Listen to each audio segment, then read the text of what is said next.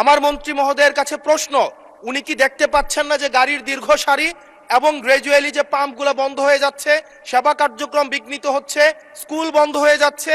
সেই জায়গাতে উনি কবে নাগাদ এই সমস্যাগুলোর যথাযথভাবে উনি সমাধান দিবে এবং উনি প্রবলেমটি অ্যাকনোলেজ করবেন কিনা? ধন্যবাদ মাননীয় স্পিকার। মাননীয় মন্ত্রী। স্পিকার, আমরা প্রতিটি পাম্পে যে পরিমাণ তেল প্রতিদিন দেওয়ার কথা সেই পরিমাণ তেল আমাদের পাম্পগুলোতে সাপ্লাই করা হচ্ছে, কিন্তু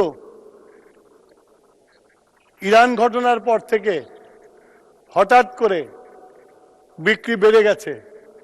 বিক্রি বাড়া যাওয়ার ফলে যে পেট্রোল পাম্পে যে পরিমাণে তেল দিতাম একদিন দেড় দিন লাগতো বিক্রি করতে, এখন 2 ঘন্টায় শেষ হয়ে যায়।